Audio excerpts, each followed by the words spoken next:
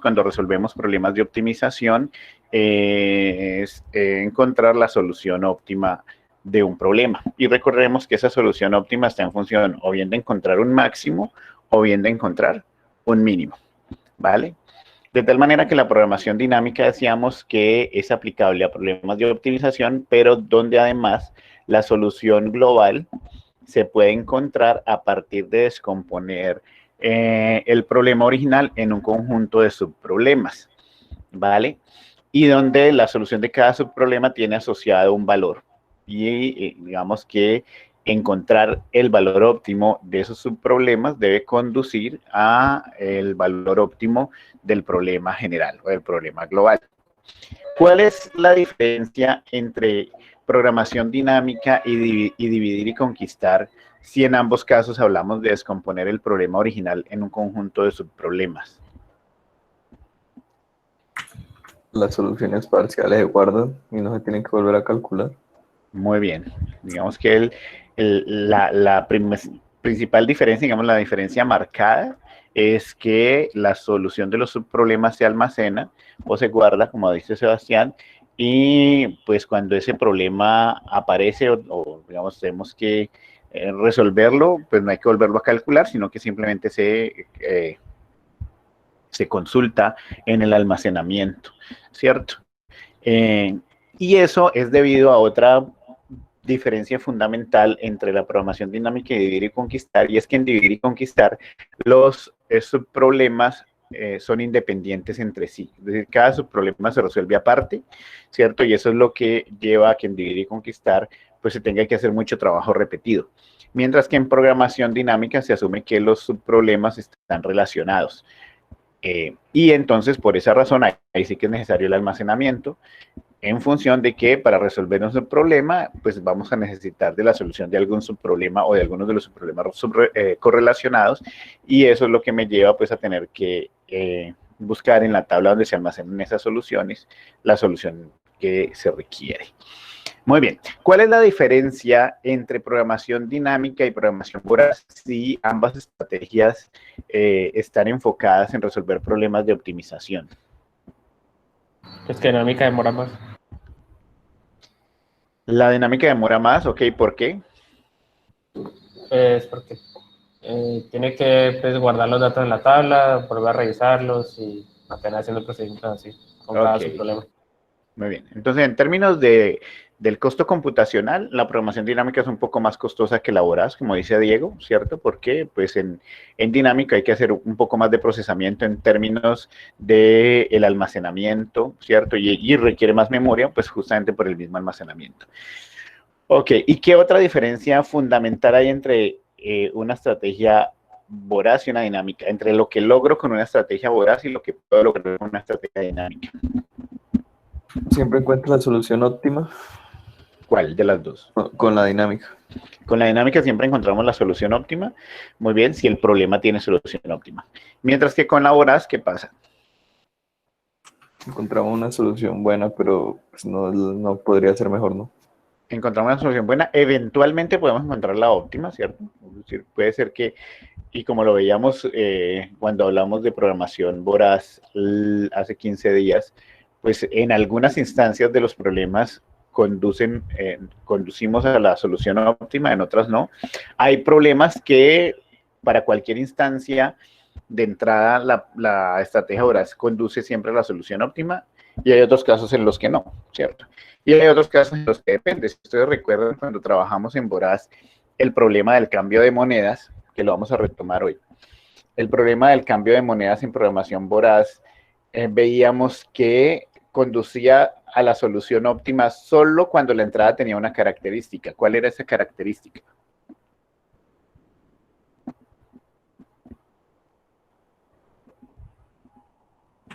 La denominación de los valores de la moneda. Ajá. Tenía que ser, creo que, menor o algo así a la mitad de la que le seguía. Ok, muy bien. El valor de cada denominación debe ser a lo sumo la mitad de la que le sigue, ¿cierto? O la que sigue, pues es al menos el doble de la anterior. Si tenían esa característica, que es como funcionan los sistemas monetarios pues, reales en los países, pues, la estrategia voraz encuentra la solución óptima. Si no cumple esa característica, pues veíamos que la estrategia voraz no encontraba la solución óptima. Muy bien. Y entonces, si programación dinámica me garantiza encontrar la solución óptima siempre y voraz me dice que eventualmente podríamos encontrar la solución óptima, pero que a veces no, entonces, ¿por qué razón uno podría, sabiendo que la programación dinámica es más costosa, por qué razón uno podría tomar la decisión de no utilizar una estrategia dinámica, sino que mejor utilizar una estrategia voraz?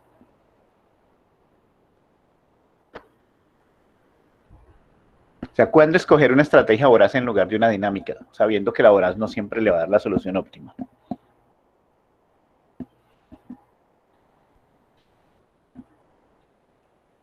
En casos que solo necesito una solución y ya.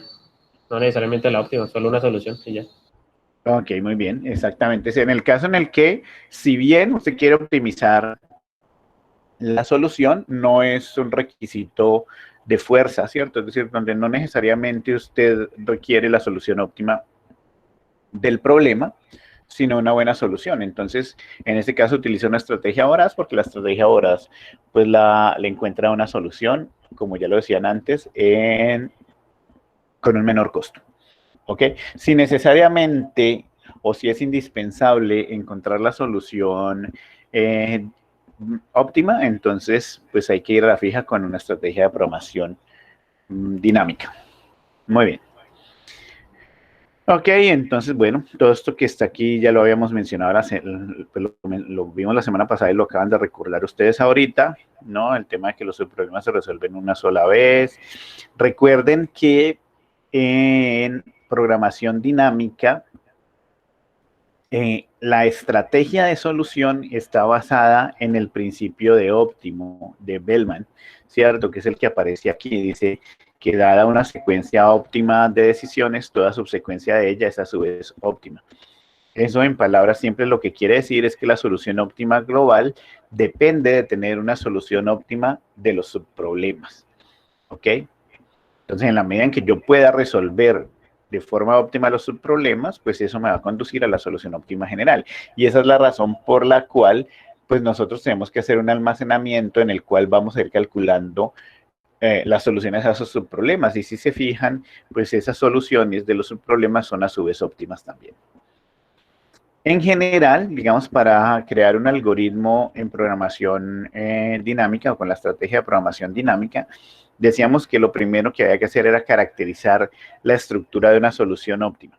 Eso de caracterizar la estructura de la solución óptima básicamente tiene que ver con determinar cuáles son los subproblemas o cómo es que se va a descomponer el problema original en un conjunto de subproblemas que se convierten en estados que hay que abordar en el proceso de solución, ¿cierto? Entonces, la caracterización de la estructura de la solución óptima es, piense cómo descompone el problema original en un conjunto de subproblemas o de estados, ¿cierto? O de etapas, dependiendo del problema que estemos resolviendo. El segundo paso es definir recursivamente el valor de la solución óptima. Entonces, en esa definición recursiva, que es otra, digamos, característica que diferencia la programación dinámica de voraz, es que voraz es iterativa y dinámica es recursiva.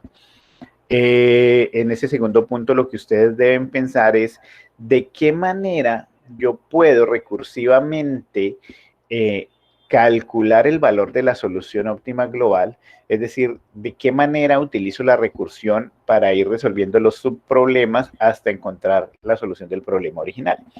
Y si ustedes se fijan, normalmente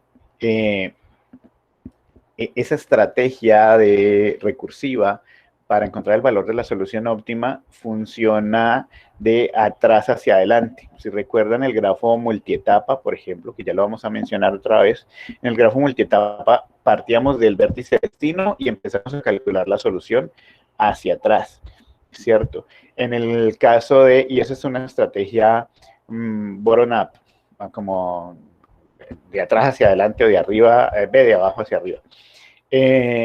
En el caso del problema de la mochila, cuando lo resolvíamos con programación dinámica, empezábamos calculando la solución óptima a partir de considerar que tenía un solo elemento o un solo objeto, e íbamos agregando objetos, ¿cierto?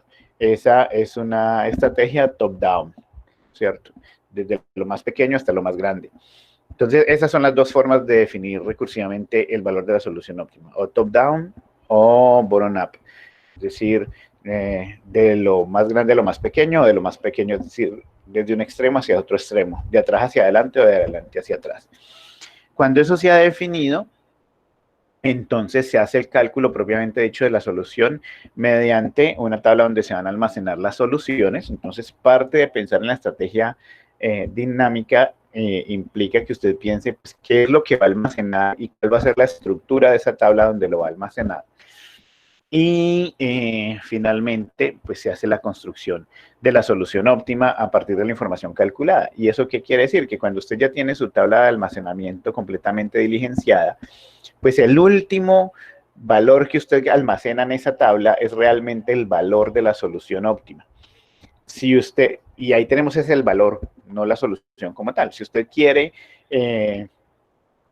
expresar cuál es la solución, además del valor de la solución óptima, pues lo que tenemos que usar es una estrategia de backtracking, es decir, devolvernos en la tabla hacia atrás en la forma en que se llenó, haciendo o revisando las decisiones que se tomaron para ir construyendo esa solución. Eso lo vamos a ver, pues voy a repasar ahorita que volvamos a mirar los ejemplos. Bueno, esto... Y entonces uno de los ejemplos que trabajamos la semana pasada era el del grafo multietapa. En palabras simples, ¿cómo podrían describir ustedes qué es un grafo multietapa?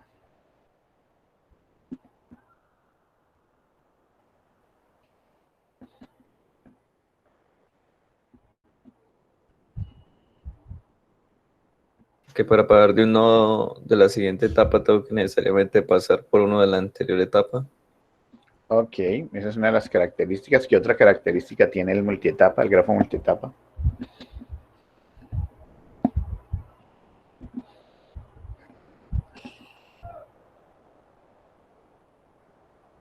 Que el origen no tiene vértices de entrada y el destino no tiene, perdón, aristas de Aristas. salida.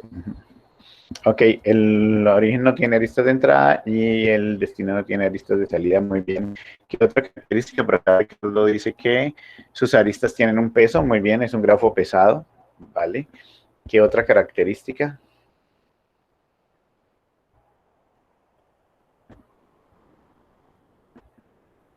Hay una característica ahí en función de los vértices, ¿no? ¿Qué pasa con los vértices?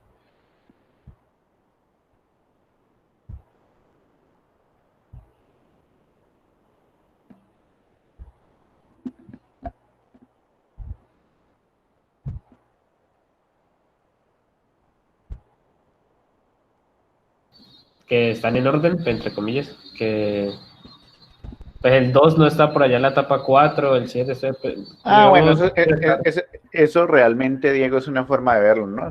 Son etiquetas cualquiera, pero ahí digamos que la etiqueta que tiene el vértice no importa tanto. Lo que realmente importa es la etiqueta de las aristas, que es el peso. La etiqueta del vértice no importa, pero si pasa algo con los vértices, miren cada columna de vértices. Y está muy en función de lo que me decían ahorita, de lo que dijo, creo que fue Sebastián, con respecto a las aristas, que una arista conecta un vértice con uno siguiente.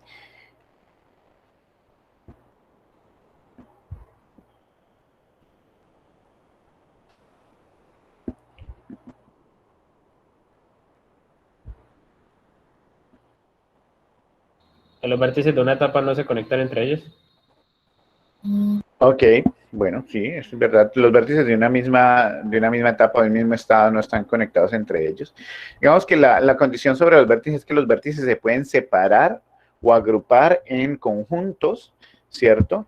Tal que, y ahí eso se conjuga con lo que decían ahorita, pues tal que toda arista en el grafo conecta un vértice de un conjunto con un vértice del conjunto siguiente. ¿Ok?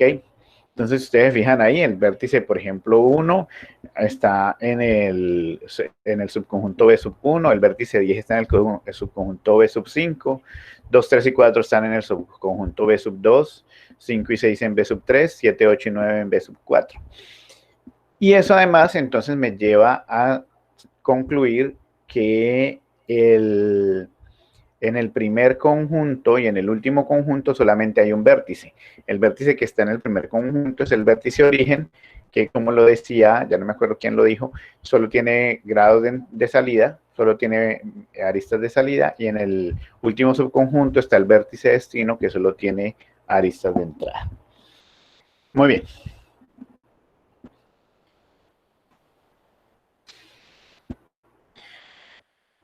Y entonces la forma que veíamos que se resolvía el problema del camino más corto entre el origen y el destino en un grafo multietapa, pues implicaba encontrar el mejor camino en cada una de las etapas que se forman cuando yo separo el grafo de acuerdo a los conjuntos de vértices, ¿cierto? Y ahí usamos una estrategia bottom-up o una estrategia de atrás hacia adelante, ¿cierto? Partiendo desde el vértice destino.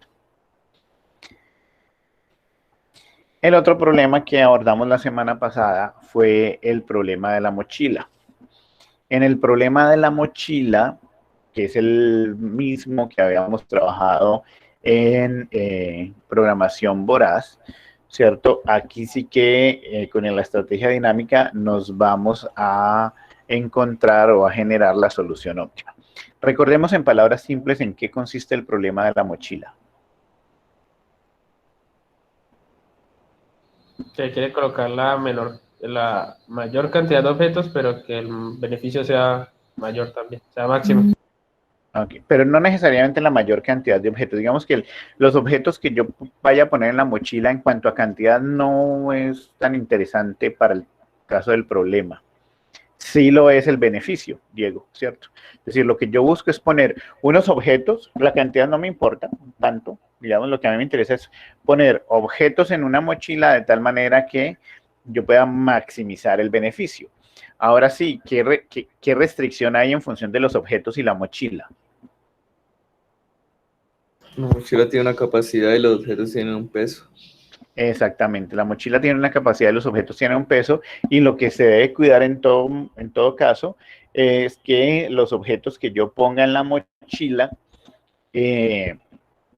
pues no, la suma de sus pesos no excedan la capacidad de esta, ¿no? Esa es la restricción.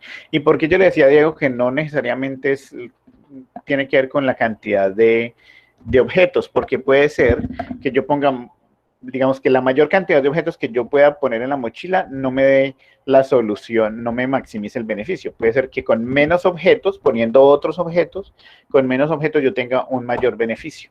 Entonces ahí lo que me preocupa no es cuántos objetos pongo en la mochila, sino que el beneficio sea el máximo, eso sí cuidando que la suma de los pesos no vaya a exceder la capacidad de la mochila. Muy bien, y en ese orden de ideas, entonces miren lo que hablamos ahorita de definir recursivamente la solución óptima. En el caso del problema de la mochila, aquí sí que está muy bien especificado. Recuerden que la semana pasada nosotros decíamos, bueno, si yo tengo una mochila de capacidad M y un conjunto de objetos, cada objeto tiene un peso y un beneficio asociado, ¿cierto? Lo que buscamos es encontrar la solución óptima del problema de la mochila, ¿cierto? El problema general o el problema global de la mochila es buscar la forma o determinar la manera de escoger entre 1 y n objetos, cuáles poner en una mochila de capacidad M, de tal manera que el beneficio sea el máximo posible. Y entonces decíamos que la solución o la salida del problema de la mochila era pues una tupla de unos y ceros, ¿cierto? Con tantos bits como objetos hay en la mochila, y cada bit tendrá un 1 si el objeto representado por ese bit está en la mochila, y tendrá un 0 si el objeto representado por ese bit no está en la mochila. En general decíamos que, bueno, que la solución óptima del problema de la mochila tenía la forma de y igual a y sub 1, y sub 2, y sub n menos 1 y sub n, n, repito porque estamos hablando de n objetos, y que definir recursivamente la solución óptima a partir de la solución de los subproblemas implicaba en una estrategia de atrás hacia adelante, en este caso, sería mirar pues qué posibilidad tengo para uno de los bits en la mochila, ¿cierto? Es decir, partiendo, digamos, desde el último, en realidad puede ser desde el primero, desde el último, sino que si lo miramos desde el último es más simple expresarlo. Entonces decíamos, el último bit tiene dos posibilidades, o ser un 0 o ser un 1, ¿cierto? Ser un 0 implica que el objeto n no va a estar en la mochila. Si hay un 1, implica que el objeto n estará en la mochila. ¿Qué pasa si el último objeto no está en la mochila? Pues que el proceso o el problema se reduce a encontrar la forma de meter en la mochila que tiene su capacidad completa, su capacidad original, m, ¿cierto? Tratar de meter ahí o determinar de qué manera meto ahí entre 1 y n-1 objetos, de tal manera que el beneficio sea máximo. Pero la otra posibilidad es que el último objeto sí esté en la mochila, es decir, que el último bit sea 1, en cuyo caso, sabiendo que el último, o asumiendo que el último bit, perdón, que el último objeto está en la mochila, pues entonces el problema que me queda sería determinar la manera en que debo escoger entre 1 y n-1 objetos, porque ya dijimos que el enésimo estará en la mochila, entre 1 y n-1 objetos, para meter en una mochila cuya capacidad ya no es m, sino que es m disminuida en el peso del objeto enésimo, que es el que dijimos que eventualmente podría estar en la mochila. Y esto me va a dar un beneficio y esto me va a dar un beneficio, ¿cierto? Como el objetivo es encontrar el beneficio máximo para el problema global, entonces, pues resulta que lo que pretendemos es que entre esta alternativa y esta, que es entre meter o no meter un objeto en la mochila, pues el problema debe seleccionar entre los dos el que dé el mayor beneficio, es el que maximice el beneficio, que es justamente esto, ¿cierto? Es decir, que en general para cualquier problema j-ésimo, es decir, en cualquier mochila que tenga disponibles entre 1 y j objetos y una capacidad de m, pues yo debo determinar qué me da un mejor beneficio entre poner o no poner un objeto en la mochila, ¿cierto? No poner un objeto en la mochila implica que voy a tener el beneficio que me dé tratar de poner los j-1 objetos restantes en la mochila con su capacidad completa. Poner el j-ésimo elemento en la mochila me da un beneficio que es el resultante de el beneficio que me de tratar de meter los j-1 objetos restantes en la mochila con su capacidad disminuida en el peso del objeto que ya puse, más el beneficio de ese objeto, ¿vale? Y lo que sea lo mejor de esos dos, pues va a ser la solución. Y entonces por eso, cuando resolvíamos aquí el problema de la mochila para estos 6 objetos, ¿cierto? Decíamos, bueno, la estrategia para construir, digamos, la solución óptima es ordenar los objetos desde el de menor peso hasta el del mayor peso. Y la capacidad de la mochila, dividirla en unidades, ¿cierto? Y generar una columna por cada unidad. Y lo que vamos a determinar en cada etapa, que es cada vez que voy abarcando un nuevo objeto, es mirar cuál es la mejor forma de poner los objetos que tengo disponibles de acuerdo a la capacidad que hay en la mochila. Cada una de estas columnas me indica en teoría qué capacidad puedo llegar a tener disponible en la mochila en un cierto momento, ¿cierto? Cuando yo digo aquí, por ejemplo, 2, y estoy asumiendo que hay una capacidad de 2 en la mochila, quiere decir que eventualmente en alguna instancia del problema, pues ya va a haber 6 unidades de la mochila ocupadas por algún objeto, ¿vale? Entonces, bueno, la estrategia consiste justamente en determinarlo, y recuerden que como íbamos avanzando por etapas, entonces al comienzo yo asumo que solo tengo disponible el objeto A, en este caso, con un peso de 1 y pues todas estas capacidades en la mochila, y asumiendo que no tenía más objetos que poner, pues la única alternativa que tengo para poner en la mochila es ese objeto, con el beneficio que me está dando, independientemente de que me sobre o no me sobre espacio en la mochila. Cuando hemos terminado de construir la tabla, pues la última celda, decíamos, es la que contiene la solución óptima del problema global. Y al final decidíamos entonces que en el caso del ejemplo que estábamos resolviendo, pues el mayor beneficio que yo podría obtener sería de 17, ¿cierto? Incluyendo los objetos A, B y D. Y después del problema de la mochila, nos fuimos a trabajar con el problema de la subsucesión común más larga, ¿cierto? ¿Qué diferencia dijimos que había entre una subsucesión y una subcadena? ¿Quién lo recuerda?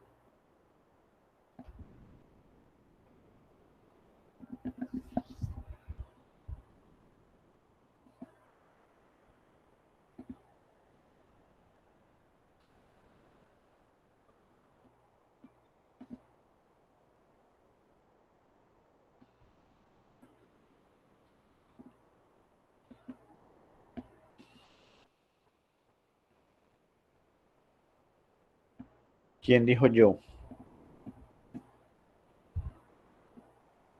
Una subsucesión son, me valga la redundancia, una sucesión de caracteres que están en el mismo orden en el que se encuentran en la cadena, más no necesariamente tienen que estar pues juntos. Pues.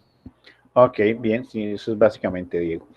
Es decir, la diferencia es que una subcadena es una sucesión también de símbolos, ¿cierto? Que se encuentran en una cadena, pero que deben estar de forma consecutiva. Mientras que la subsucesión, los objetos, son una sucesión de símbolos, mejor, ¿cierto? Que están en la cadena original en el mismo orden, pero no necesariamente de forma consecutiva. Cuando yo digo en el mismo orden, quiero decir que si, por ejemplo, si S es una subcadena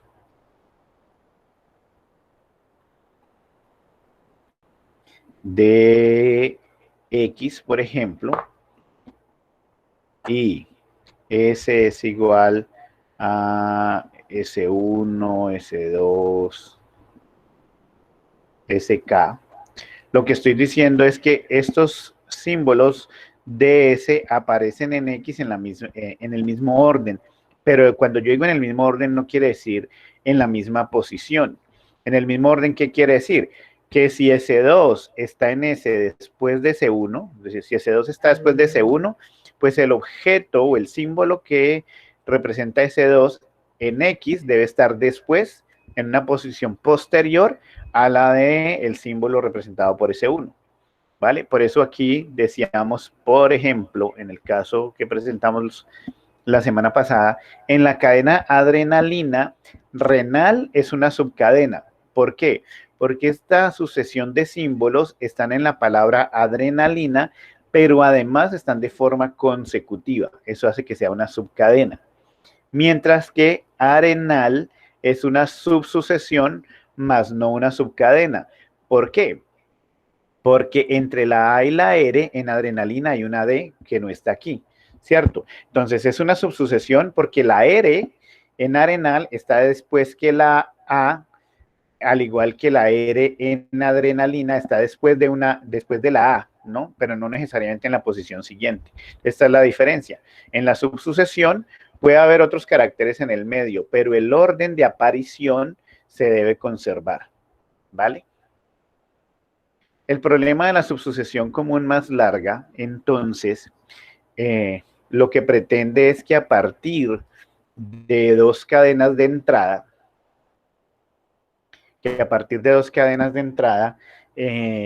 pues yo pueda determinar, o el algoritmo pueda determinar cuál es la longitud, es decir, cuál es la cantidad de símbolos más grande que yo puedo encontrar de tal manera que esa sucesión de símbolos sean una subsucesión tanto de la primera como de la segunda cadena de entrada. ¿Ok?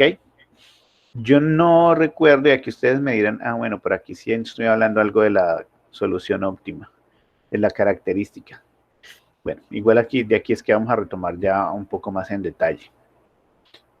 Me avanzo aquí, ahora me devuelvo a lo que necesito detallar. Entonces hacíamos el caso de encontrar la longitud de la subsucesión común más larga entre las cadenas Philologist y Lollipop, ¿cierto? Y al hacer la tabla, que ya la vamos a repasar, pues encontrábamos que una subsucesión era Lolly, ¿cierto? ¿Y por qué Lolly es una subsucesión común a Philologist y a Lollipop? Porque en ambas aparecen estos mismos símbolos, L, O, L, I, ¿cierto? En el mismo orden, aunque no necesariamente en posiciones consecutivas. Por ejemplo, en Philologist, pues tenemos L o L si están consecutivos, luego siguen dos símbolos más que no hacen parte de la subsucesión común, y luego está la I, ¿cierto? Pero la I está después de la L, ¿ok? Entonces eso lo hace subsucesión. En el caso de Lollipop, bueno, pues por aquí hay varias alternativas, L o al comienzo, cualquiera de estas dos L's, y una I, ¿cierto? Y entonces lo mismo, es una subsucesión, el Loli es una subsucesión de Loli, porque la I está después de alguna L, de alguna de las dos L's, ¿cierto? La O está después de una L, entonces se conserva el orden de aparición en la cadena. No era la única, yo no recuerdo si en la clase ustedes cayeron en cuenta que además de Loli hay otra cadena, hay otra subsucesión, pero que es de longitud 4 también. Hay una subsucesión Lolo. También es una subsucesión común a ambas, ¿no? Lo, y por acá lo.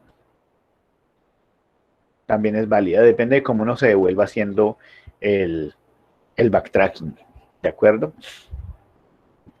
Pero no me interesa, digamos que a mí, más allá que especificar la cadena, pues yo puedo dar cualquiera de las dos, o la subsucesión, yo puedo dar cualquiera de las dos. Lo que es realmente interesante en términos del problema es saber cuál es la longitud. Y cuando yo sé que esa longitud es de tamaño 4, sé que no voy a encontrar una subsucesión que tenga más de 4 símbolos que sea común a las dos cadenas de entrada, a Philologist y a Lollipop en ese caso. Ahora, ¿cuál? Si hay varias, pues ¿cuál? Pues me da igual.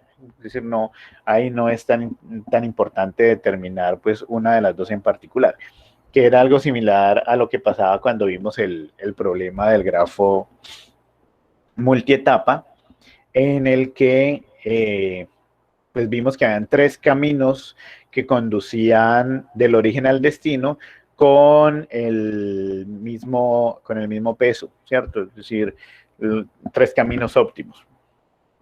Pues aunque ahí generamos los tres, en realidad, pues si lo que a mí me interesa es el camino más corto, pues cualquiera de los tres que recorra me da igual. Muy bien, entonces nos vamos a devolver a analizar en detalle el tema de la solución recursiva, digamos la estrategia recursiva para encontrar la solución óptima del problema de la subsucesión común más larga. Voy a insertar aquí una hojita más para rayar.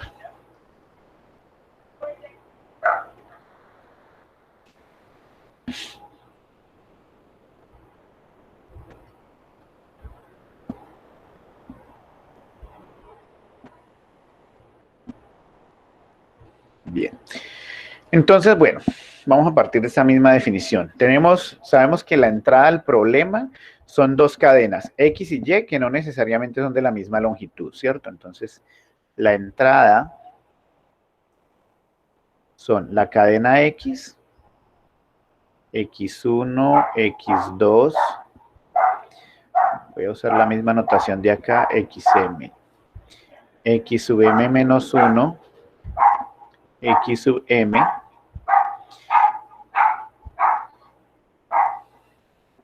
espérenme un segundito, yo hago callar el perro.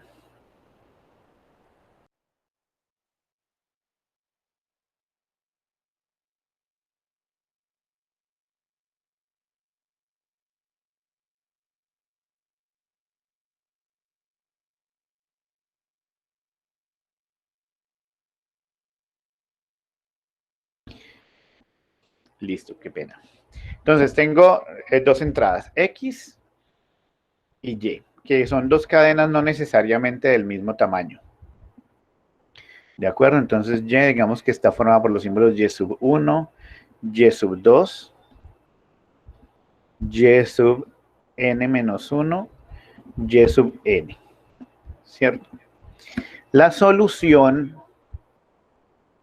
del problema será una subsucesión que es común a X y a Y, ¿cierto? Que aquí le llamamos Z. La solución es una subsucesión que llamamos Z, que estará formada por los símbolos Z sub 1, Z sub 2, Z sub K menos 1, Z sub K. ¿Cierto? Haga de cuenta que con el ejemplo que resolvimos ahorita, pues teníamos las cadenas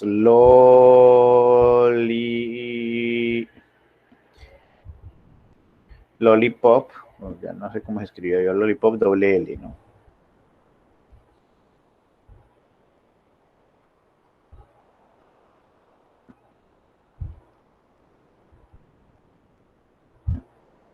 Y philologist.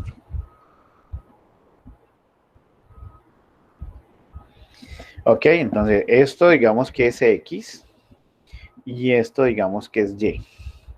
Ok, y la solución Z que encontramos era loli.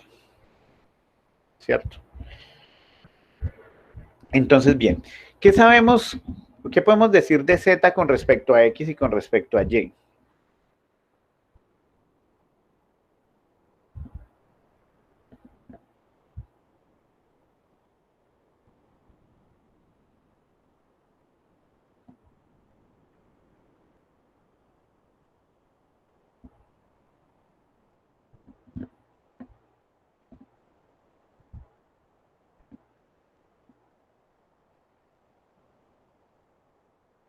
Muchachos.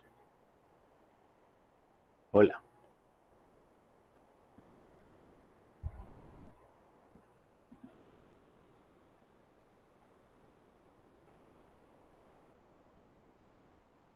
¿Qué podemos decir de Z con respecto a X y con respecto a Y? Que Z es la subsucesión común más larga. Ok, y como sabemos que Z es una subsucesión común a X y a Y, ¿cierto? Es decir, Z es una subsucesión de X y Z es una subsucesión de Y. ¿Qué más podemos decir de los símbolos que componen a Z?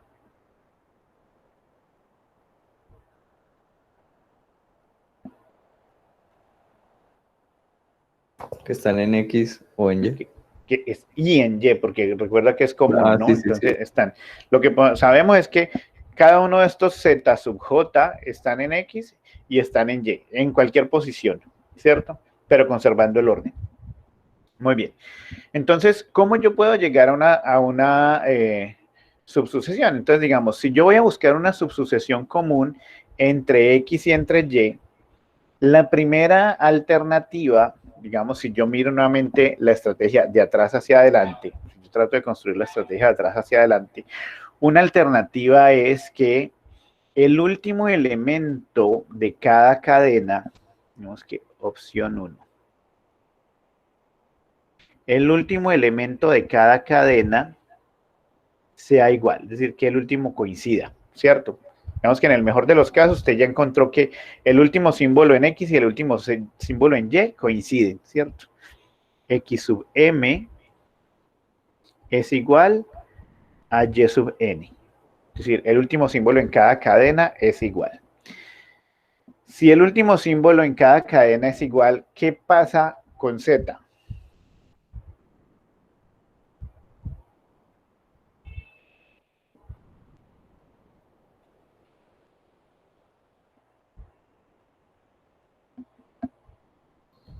Que Z de K es igual a ellos dos.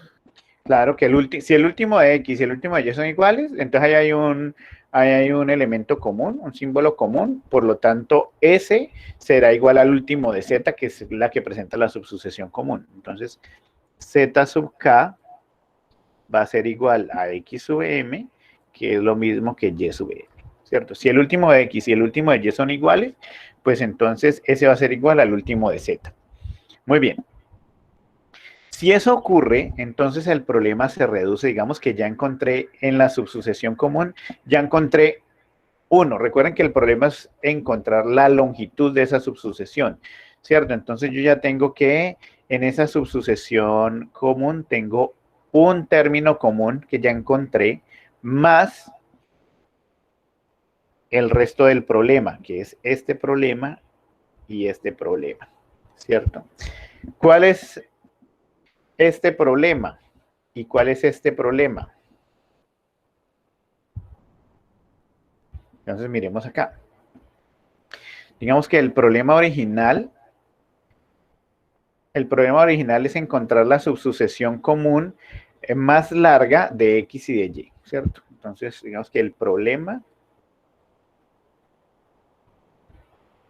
es encontrar la subsucesión común más larga de una cadena X que tiene M símbolos y una cadena Y que tiene N símbolos, ¿cierto? Entonces, en este caso, la subsucesión común más larga de una cadena que tiene M símbolos, X que tiene M símbolos y una cadena Y que tiene N símbolos va a ser igual a, en esta primera opción es, bueno, ya encontré uno más ¿quién?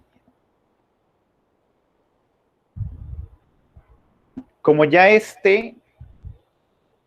ese supuesto caso de que el último de X y el último de Y son iguales, ya los crucé, digamos, este ya quedó cruzado con este. Entonces el problema se me reduce hacia acá y hacia acá. Entonces ya encontré una coincidencia. Uno más el resto del problema o el problema que tiene al resto de X y el problema que tiene al resto de Y. ¿Cierto? ¿Qué problema es ese?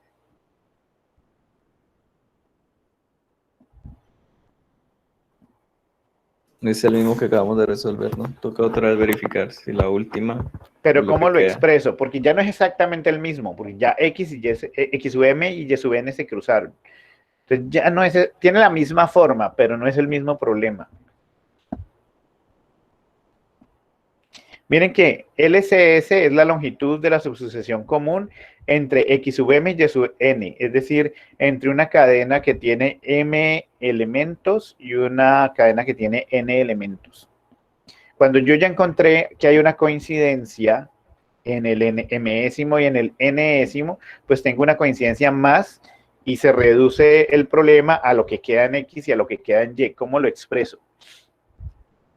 Es el SS de X de M-1 y el Y de N-1. LCS, esto es más, digamos, la longitud de la subsucesión común que encuentre entre X sub M-1 y Y sub, voy a reescribir para que no me quede amontonado.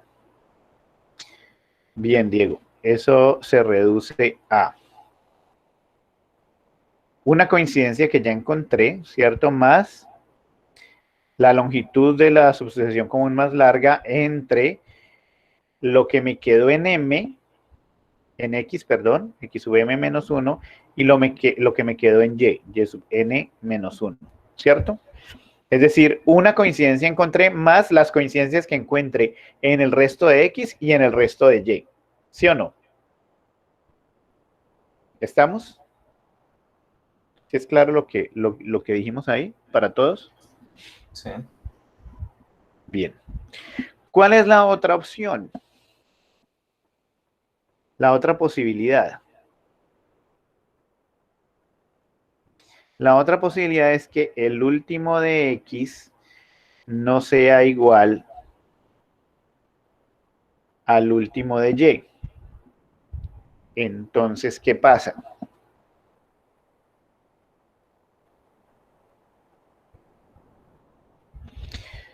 Si estos dos últimos no son iguales, ¿cierto?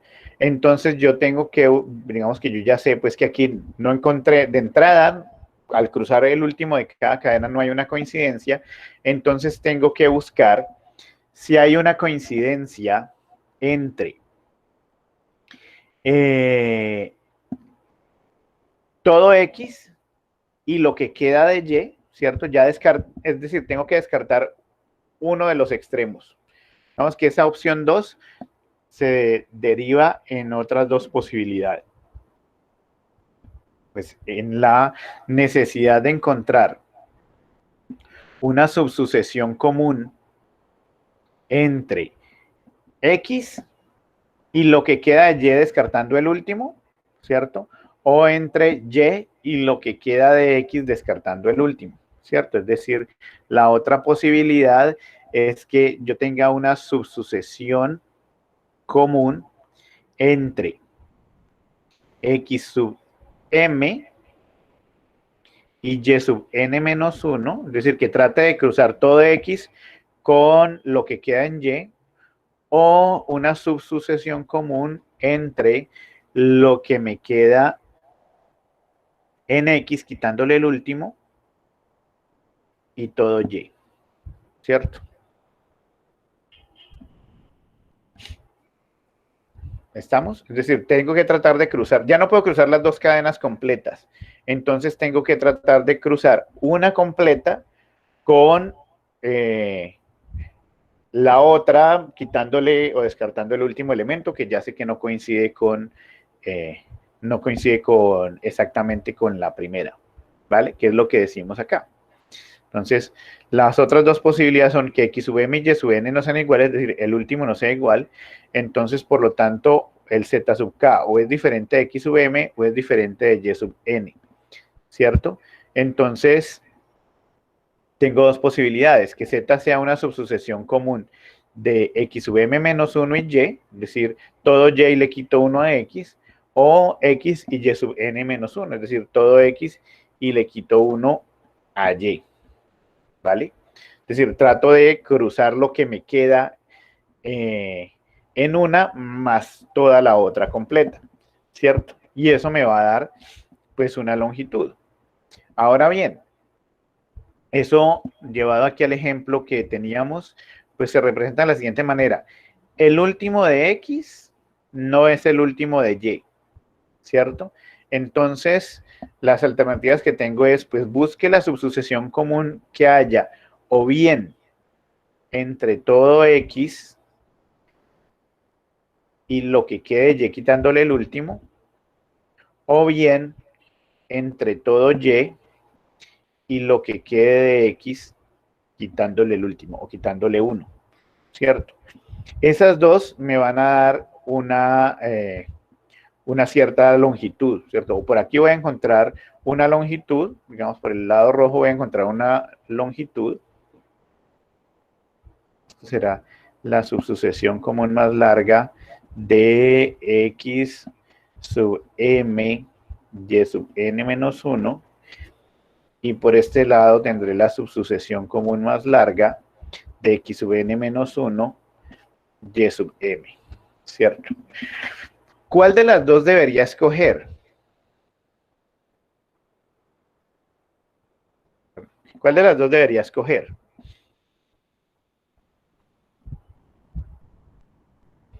Si fuera este caso.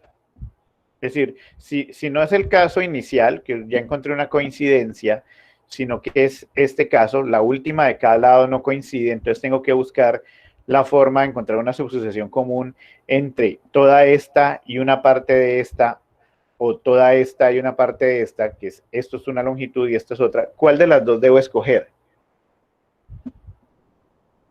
De pronto, profe, la de menor longitud. Pero acuérdate que el problema es el problema de la subsucesión común más larga.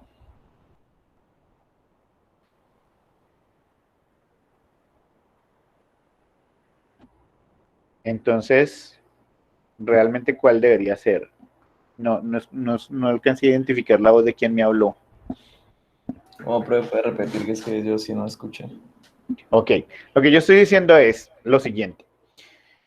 En el caso en el que el último término, o digamos, no digamos el último, digamos, en el caso en el que el término que estoy comparando en cada una de las cadenas no coincida, ¿cierto? Pues yo tengo que tratar de buscar una subsucesión común entre una completa, que es lo que está aquí en rojo, y una parte de la otra, que es descartando uno de los símbolos, y viceversa, es decir, coger la otra completa y descartar uno en la primera cadena. Esto me da una longitud, es decir, aquí voy a encontrar la longitud de una subsucesión común entre todo X y Y descartando un símbolo. Y aquí me da otra longitud que es la de X descartando un símbolo y todo Y. ¿Entre cuál de estas dos opciones debería escoger? ¿Por cuál de los dos lados debería irme?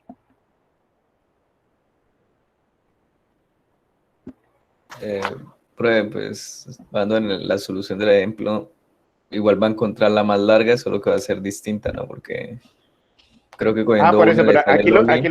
lo que yo estoy diciendo, digamos, aquí lo que estamos definiendo es justo cómo puedo llegar a encontrar la más larga. Aquí no la hemos encontrado, estamos buscando la manera de poder llegar a la más larga. Entonces, si yo tengo dos alternativas para irme, tengo para irme por este lado o tengo para irme por este lado. ¿Por qué lado me debería ir?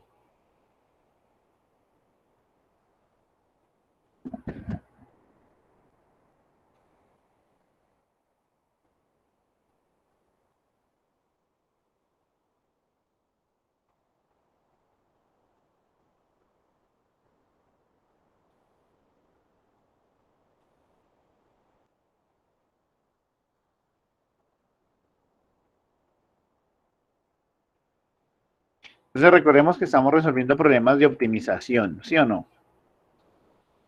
Y en un problema de optimización, pues lo que buscamos es encontrar un máximo o un mínimo. En este problema, ¿qué estamos buscando? Un máximo. Un máximo, ¿cierto? Máximo. Entonces, ¿en cuál de esas dos alternativas debería ir? ¿Por cuál de esas dos alternativas debería irme? Por la más larga, ¿no? Por la que es la más larga, ¿cierto? La que es la más grande, ¿cierto? Es decir, pues entre estas dos, escojo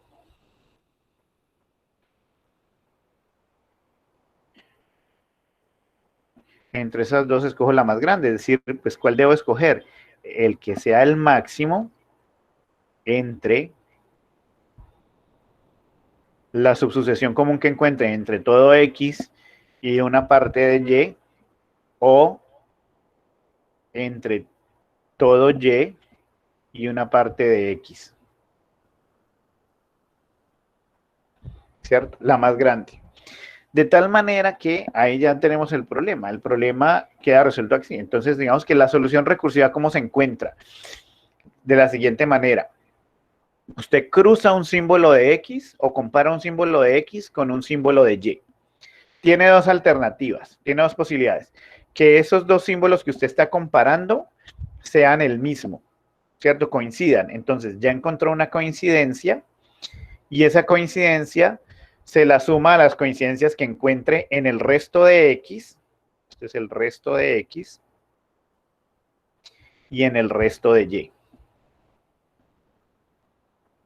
¿Cierto? El otro caso, que es el que acabamos de analizar, es que el elemento que está comparando de X no sea igual al elemento que esté comparando con Y. Entonces ahí usted tiene dos alternativas. Tiene la alternativa de encontrar una subsucesión común entre Y completo y X descartando ese término que acaba de cruzar, de comparar, o encontrar una subsucesión común entre X completo y Y descartando el elemento que acaba de comparar. Y cada uno le da una solución. ¿Cuál solución escoger? Pues la máxima, porque estoy buscando la subsucesión más larga, ¿cierto? Es la más larga. Ok, eso se ve expresado, se ve representado aquí en el ejemplo que hicimos la semana pasada de la siguiente manera. Cuando colocamos Philologist y Lollipop, ¿cierto? Formando esa matriz, digamos que en cada instancia del problema, lo que estamos haciendo es comparar o cruzar pares de símbolos, un símbolo de cada cadena. Es decir, cuando yo hago el cruce de este con este, cuando yo voy a llenar esta celda, lo que estoy diciendo es comparo este símbolo con este símbolo, uno de cada lado. Entonces, bueno, si fueran iguales, había encontrado una coincidencia.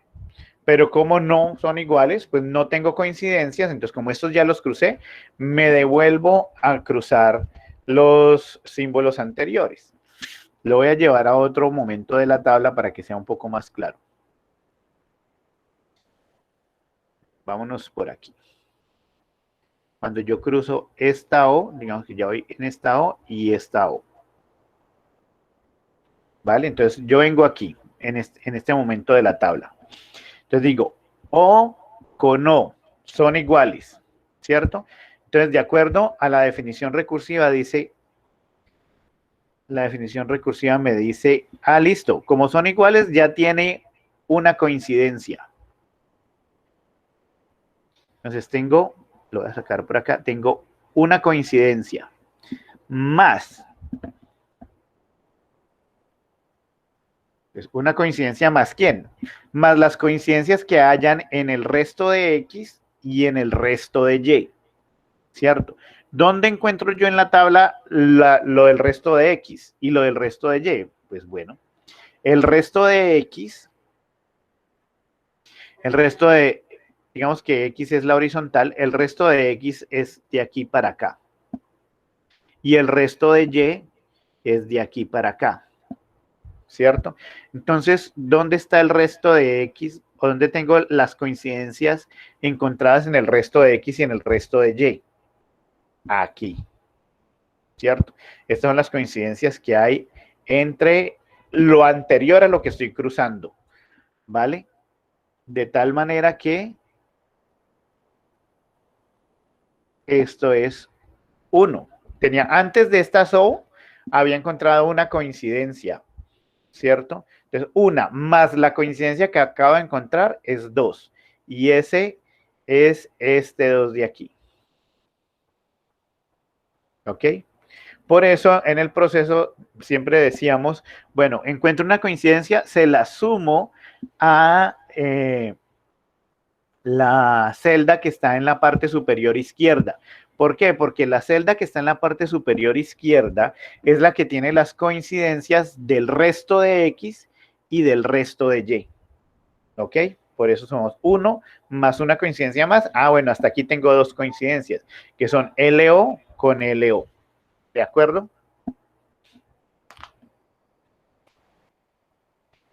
Muchachos.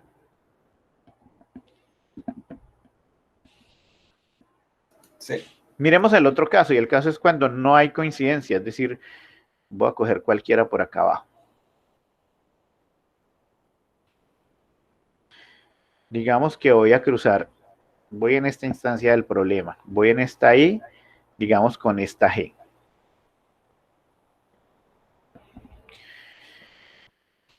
Entonces, el otro caso que me plantea el problema es que los elementos que estoy comparando, los símbolos que estoy comparando no coinciden, ¿cierto?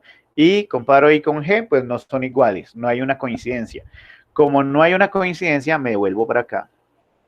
Este es el otro caso. No coinciden los elementos que estoy comparando. Como no coinciden, me dice, escoja la mayor longitud entre descartar uno de cada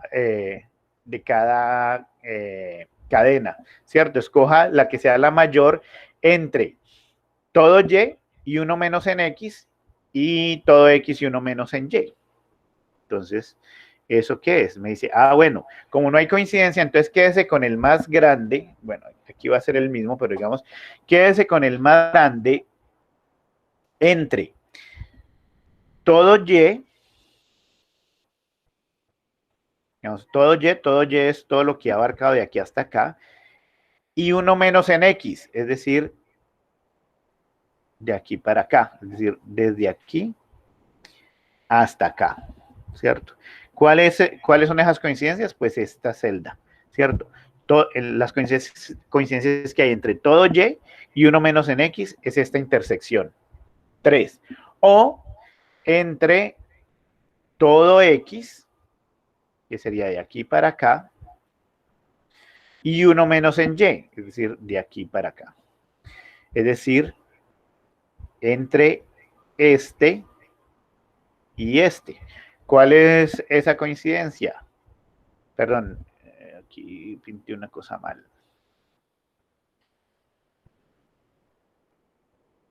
es este, si está bien pintado, ¿cierto?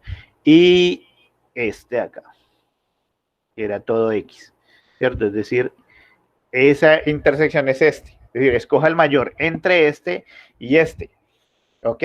Por eso yo les decía, cuando no coincide, entonces escoja el mayor entre el de arriba y el de la izquierda. ¿Por qué? Porque el de arriba es la longitud de la subsucesión común más larga entre todo lo que ha abarcado en la cadena de arriba y uno menos en la cadena vertical. O este que es toda la longitud de la subsucesión común encontrada entre toda la cadena que ha abarcado verticalmente y una menos en la cadena horizontal, ¿cierto? El mejor entre estos dos. En este caso coincidió, pero hay otros casos donde no coincide. Por ejemplo, aquí.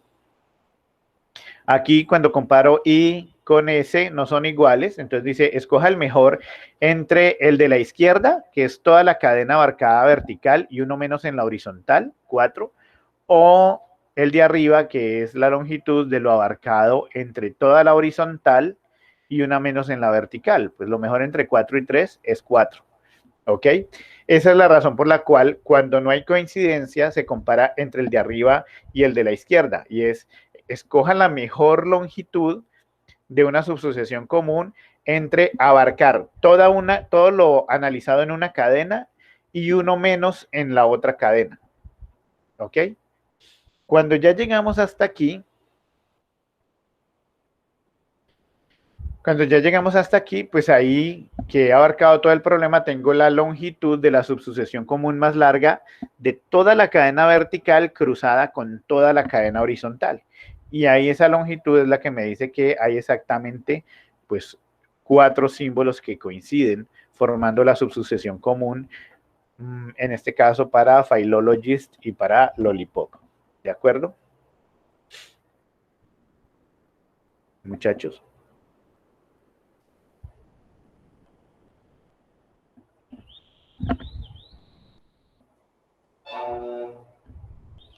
Hola. Repite.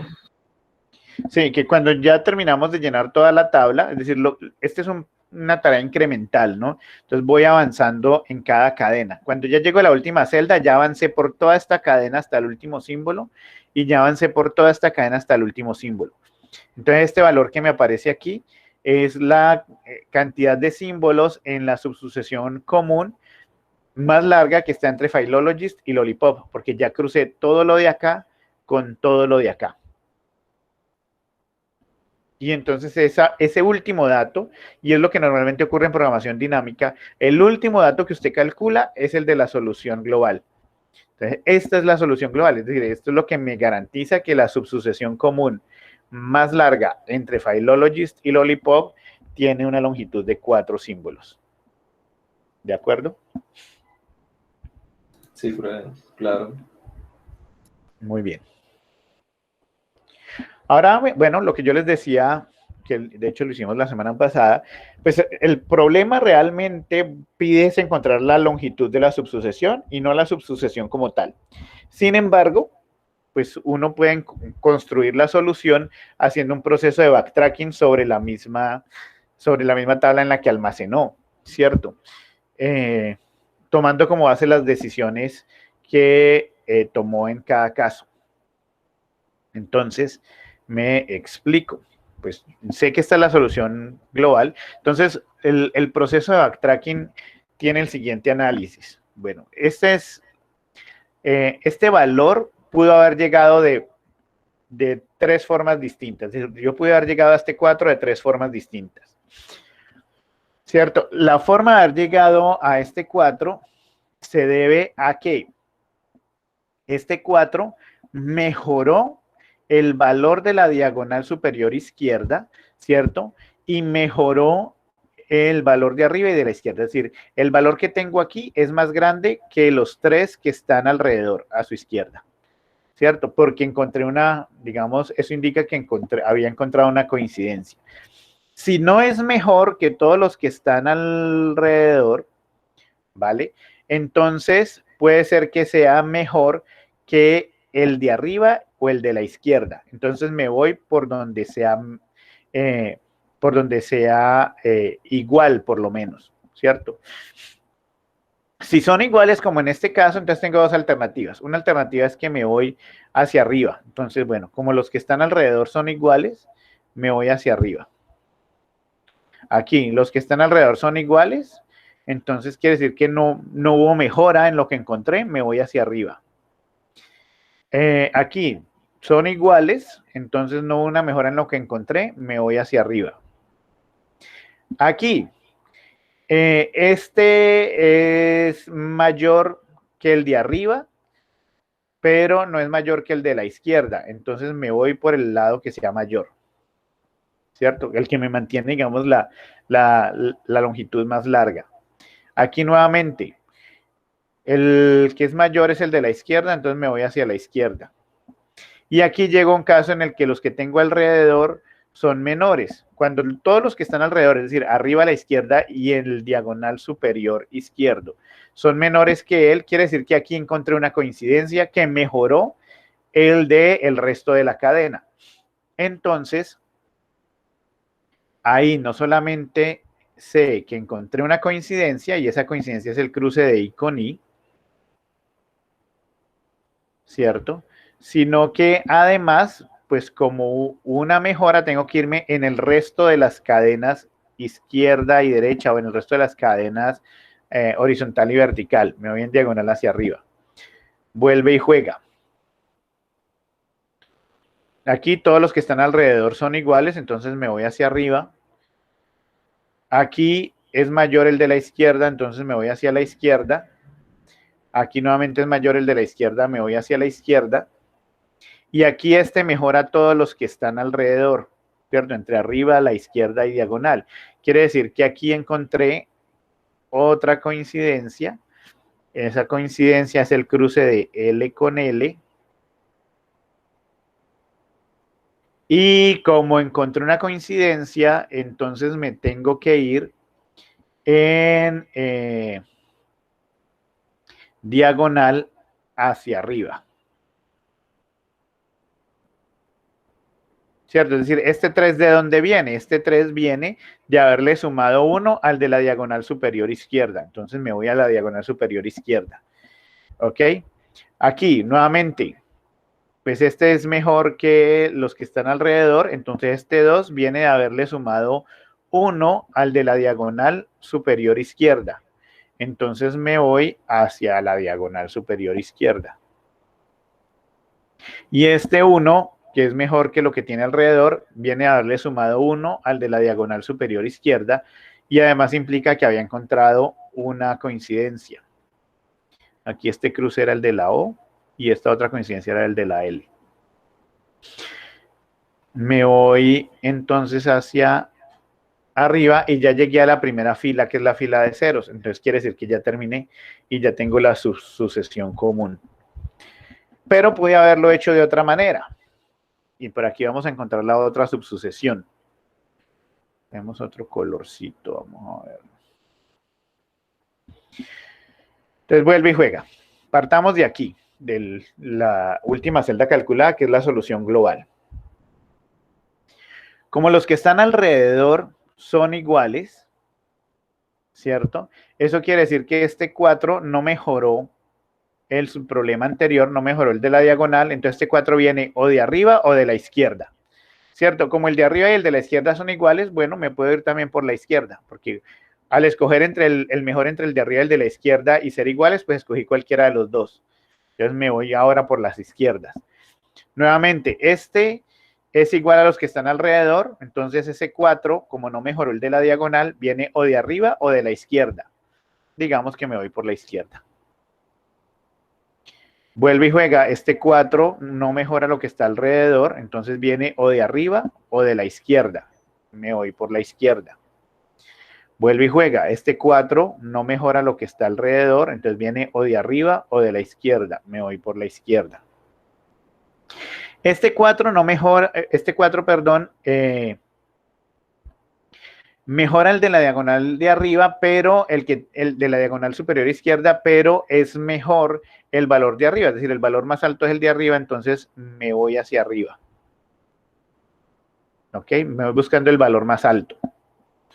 Ahora bien, aquí sí encontré que los que están alrededor son menores. Como los que están alrededor son menores, quiere decir que este 4 viene de haberle sumado 1 al de la diagonal superior izquierda. Por lo tanto, aquí hay una coincidencia, que es esta O con esta O. Y me voy en diagonal hacia arriba. Me voy buscando entre los que están alrededor cuál es mayor, ¿cierto? Es decir, este viene de donde esté el más grande, y el que es más grande es el de arriba. 3. Vuelve y juega. Este viene de donde esté el más grande. Entonces, el que es más grande es el de arriba. Me voy hacia arriba. Este viene donde esté el más grande, y el que es más grande es el de arriba. Me voy hacia arriba. Y aquí ya empata con la otra solución. Este viene donde esté el más grande, pero resulta que alrededor no hay ninguno más grande. O sea que este mejoró el de la diagonal superior izquierda. Entonces este viene de acá. Por lo tanto, aquí hubo una coincidencia. Es el cruce de esa L con esa L. Aquí vuelve y pasa lo mismo. Los que están alrededor son menores, por lo tanto, este viene de haberle sumado 1 al de la diagonal superior izquierda. Es decir, que aquí hay otra coincidencia. Esa coincidencia es el cruce de esa O con esa O.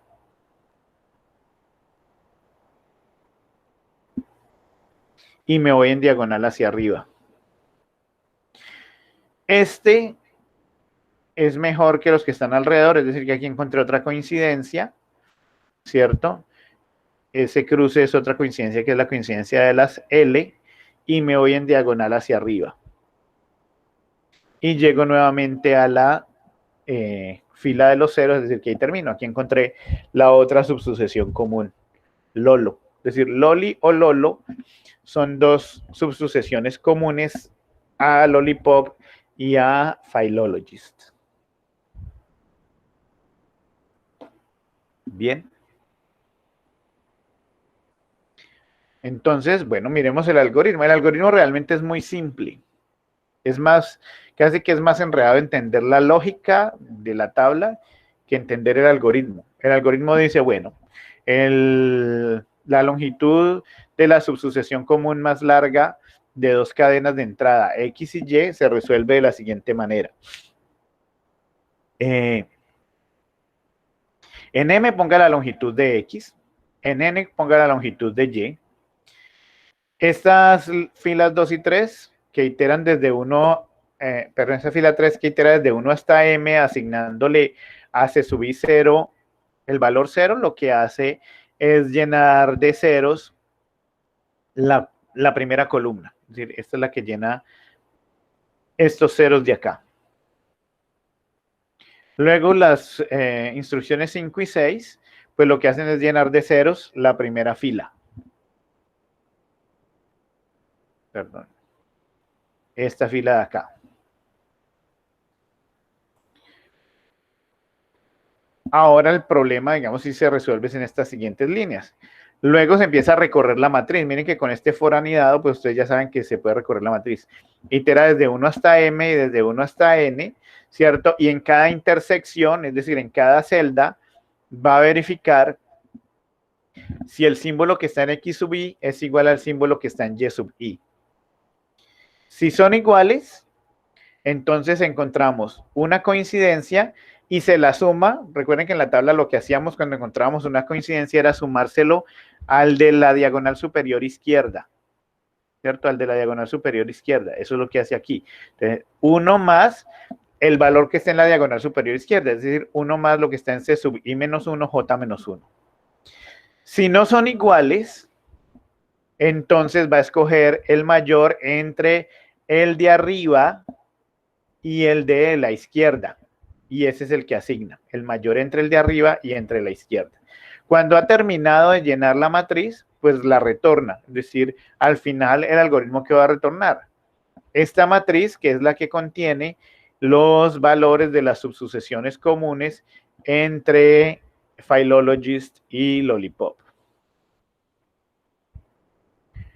Es decir, que lo único que hace ese algoritmo es ir recorriendo una matriz y la va llenando dependiendo de si la intersección de lo que está comparando es igual, le suma 1 al de la diagonal superior izquierda, eso es lo que hace las líneas 9 y 10, y si no, pues le asigna a la celda actual el mayor valor entre el de arriba y el de la izquierda, que es lo que hacen las líneas 12 y 13.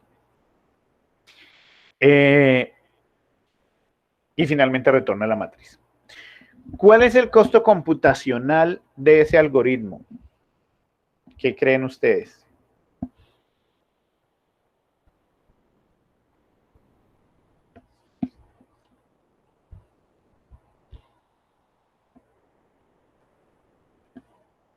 N por M.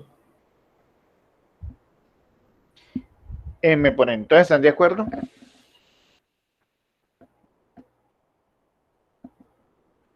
Pero hay que tener en cuenta el if. Ajá. Entonces, ¿cuál sería, Andrés, según vos?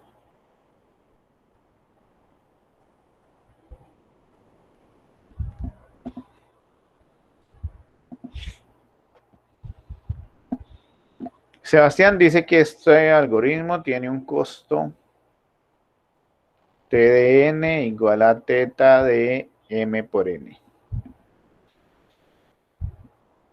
Y entiendo que Andrés no está muy de acuerdo. ¿Cuál sería la respuesta de Andrés? No sé por qué habría que ver cuándo, en qué casos el if es verdadero o falso.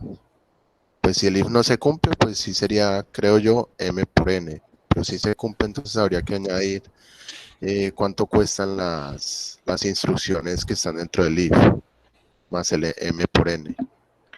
Bueno, hay que tener en cuenta que las instrucciones que están dentro del if son instrucciones básicas, ¿no? O sea que lo que hay dentro del if es constante. Entonces, miremos. Pues esto es constante, esto es una vez, esto es constante, es una vez. Esto itera m veces más o menos, ¿cierto? O m más 1, pues, si queremos ser más exactos, esto itera m veces. Esto itera n más 1 veces, esto itera n veces.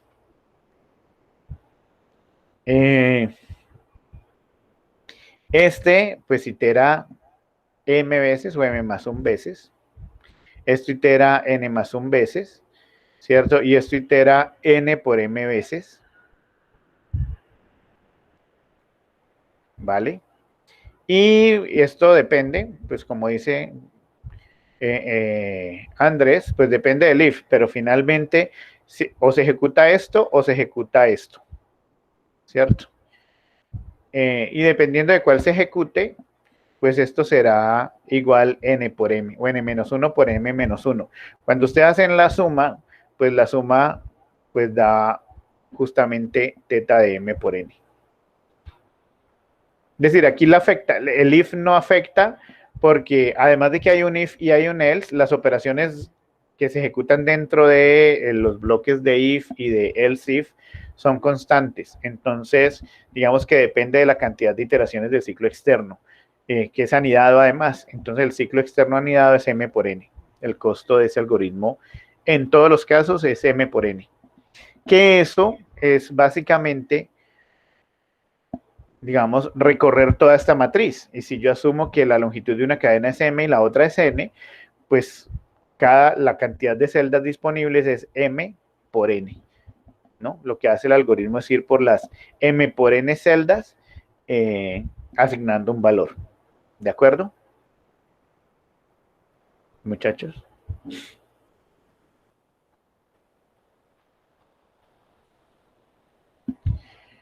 Muy bien, habiendo dicho eso, entonces tómense ustedes unos minutos, por favor, para que pues calculen el problema de la subsucesión común, encontrar la longitud y la subsucesión común más larga entre las cadenas amapola y matamoscas. ¿De acuerdo?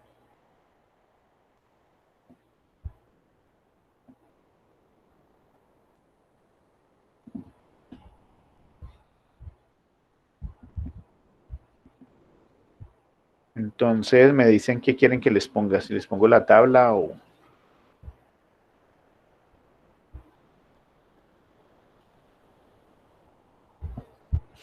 Pero la tabla está amable.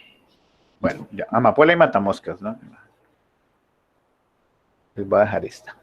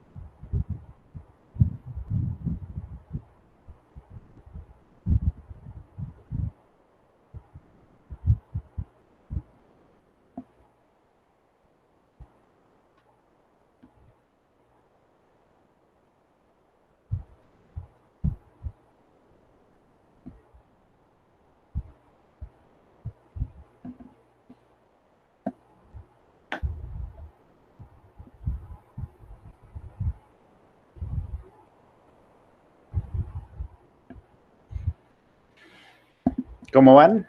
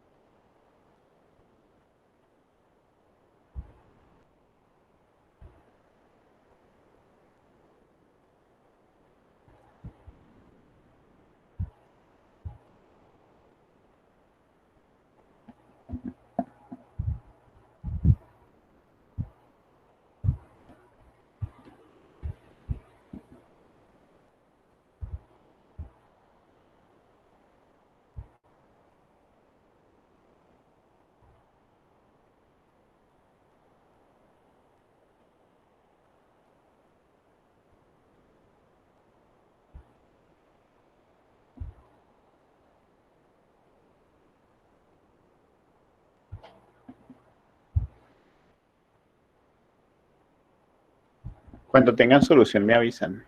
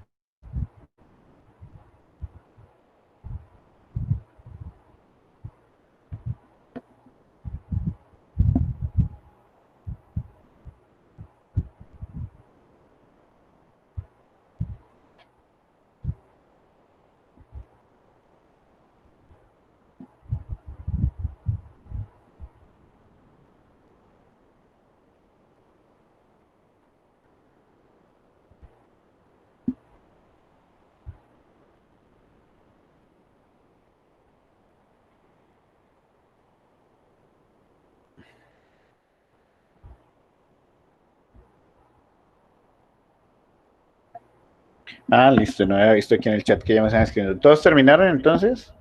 Por acá veo que Sebastián Andica encontró a Moa y Diego encontró Maoa. Sí, las dos son sus sucesiones. ¿Alguna pregunta, muchachos?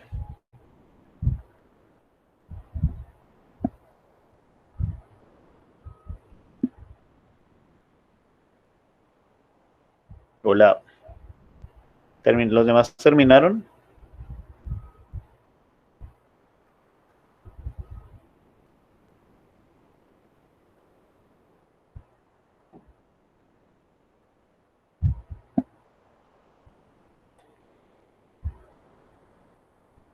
No, profe. Vale, Pues no sé. ¿alguna duda? ¿Laura?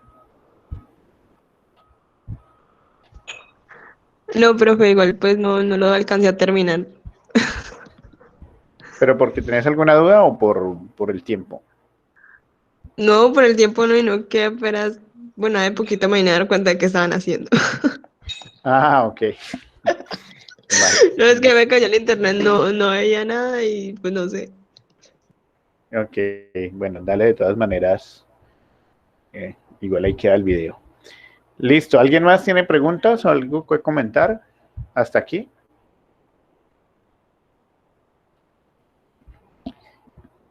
Bien, vamos a hacer entonces el receso en este momento para que después del receso, pues para no cortar lo que sigue.